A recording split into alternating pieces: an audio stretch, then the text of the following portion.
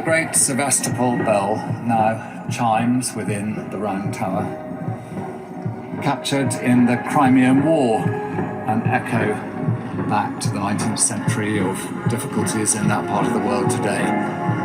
The great bell from Sylvester was brought to Windsor, and it chimes on the death of a sovereign.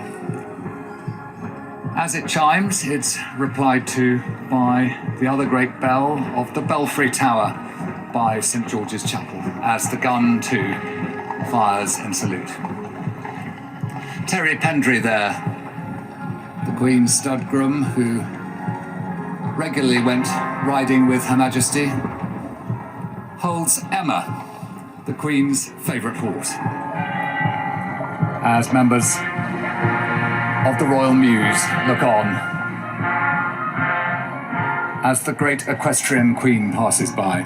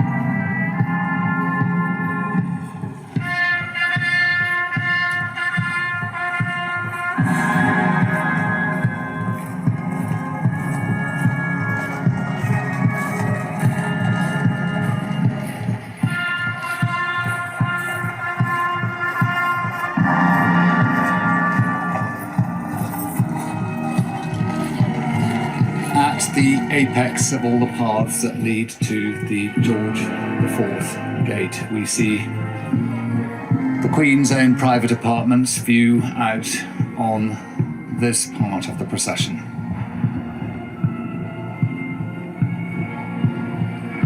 It was here that she and the Duke of Edinburgh were kept in isolation during the period of COVID, and from here that she gave her address to the nation,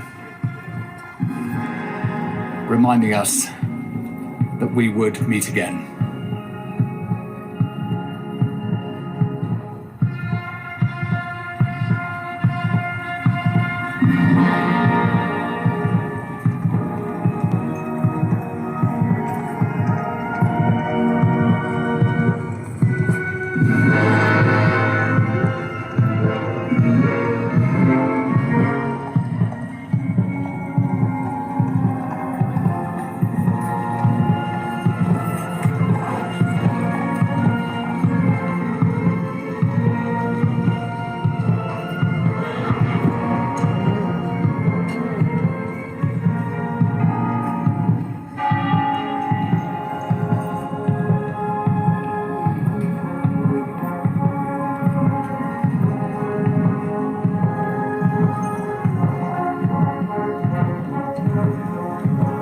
At the conclusion of the funeral service, the crown, sceptre and orb will be removed from the coffin, and the King will be invited to place the camp colour of the company commander of the Queen's company, who the Queen was, on the coffin where it will always remain. And then the Lord Chamberlain will step forward and break his stave of office and place the two parts on the coffin before it descends. And at that point, all those in service to the late Queen are released from their duties.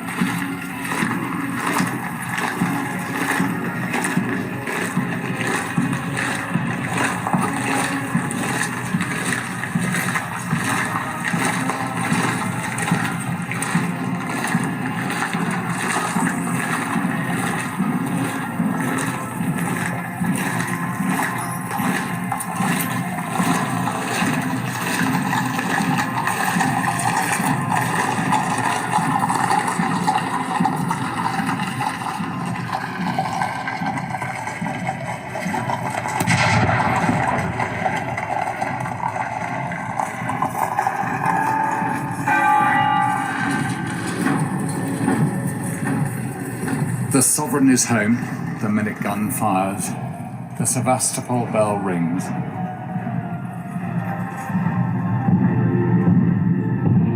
And a view of the people she served stretching away on the long walk.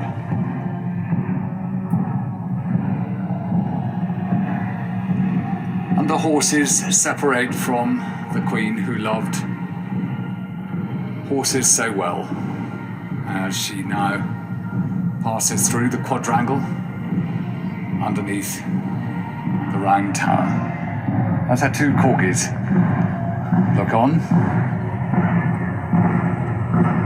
They gave her so much pleasure in the last months of her life and became such characters from puppies as they filled the corridors with noise again and kept the Queen company.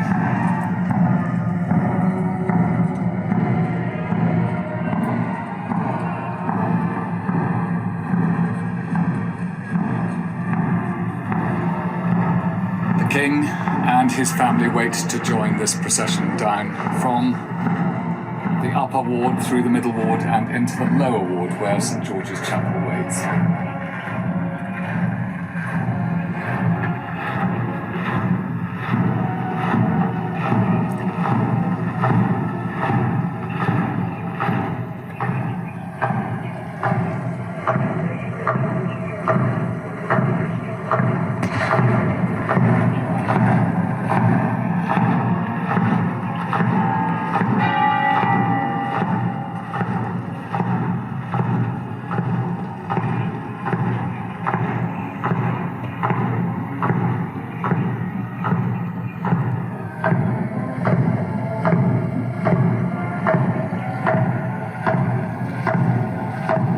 Beyond the walls, in the east terrace, the cloud from the guns that fire can just be seen as the King and his family now take their position for the last part of this advance to St George's Chapel.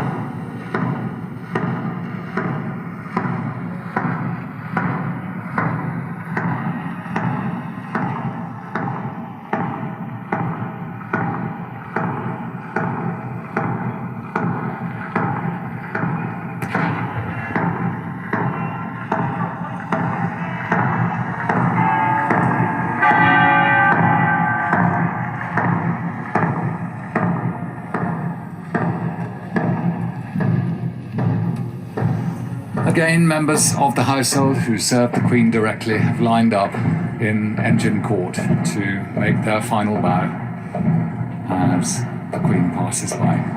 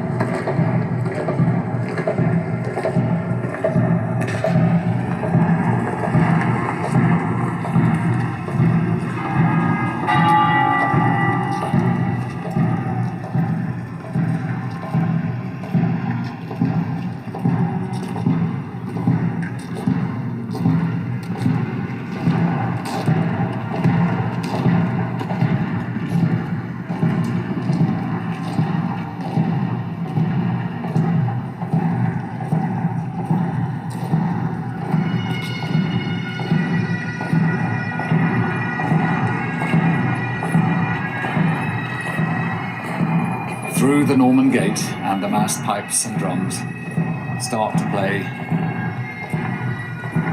Flowers of the Forest.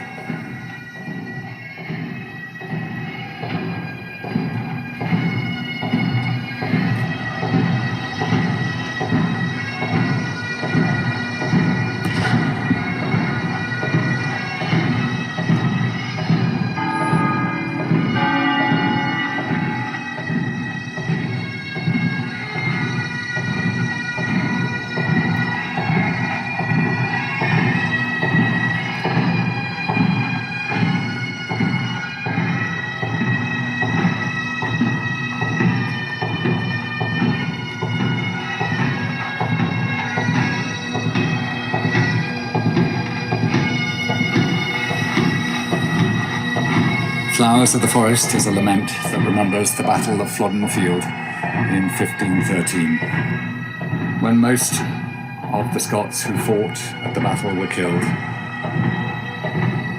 And it has always marked the final part of a sovereign's return to Windsor, and does so for Elizabeth, Queen of Scots.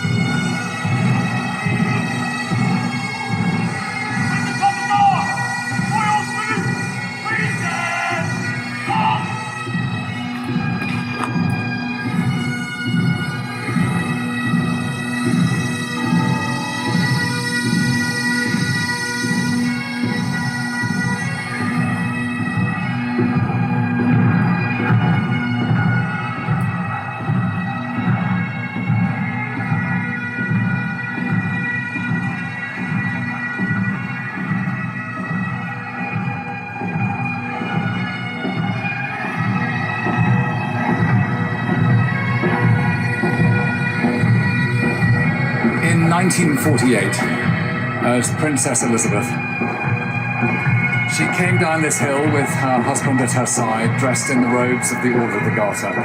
It was the 600th anniversary of the foundation of the Order in 1348 by King Edward III. And her father installed her as a lady of the Order of the Garter and her husband as a knight. She served as sovereign of the Order from the day she became queen. She comes home to St. George's Chapel, where she'll be laid to rest beside the father who gave her that Order of the Garter. And there she will rest for eternity.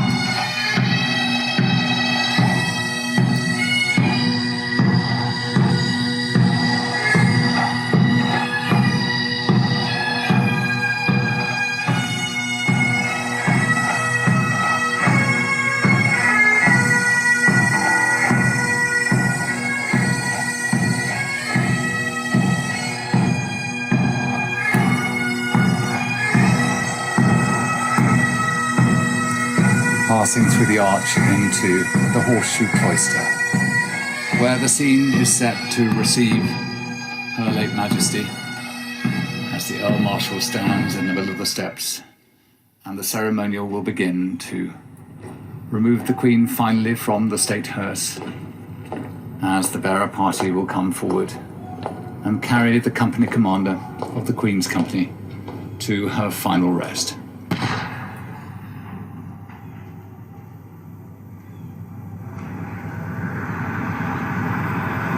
The journey that began at Balmoral all those days ago, that passed through the beauty of Aberdeenshire and down the east coast of Scotland to Edinburgh, where honour was given in that capital city of her northern kingdom, and thence by flight down to RAF Northolt, through rainy London to Buckingham Palace, ceremonially to the lying-in state where so many people came to pay their respects, and now here to Windsor for the act of committal.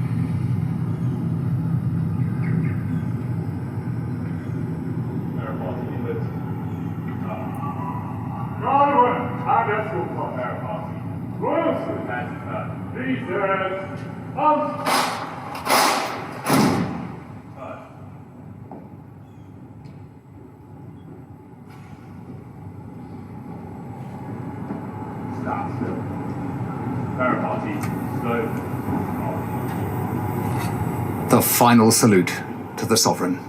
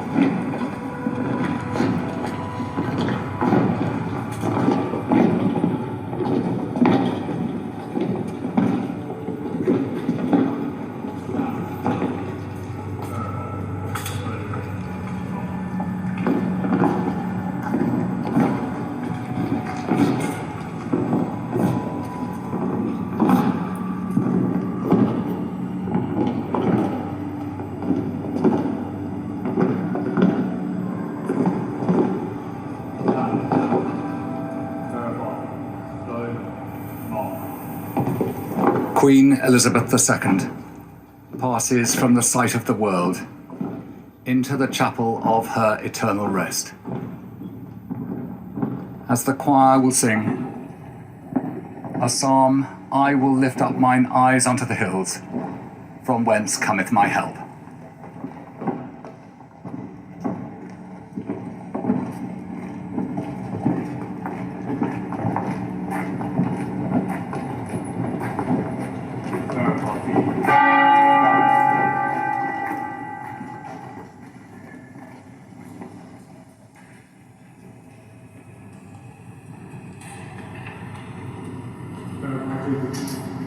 Slow march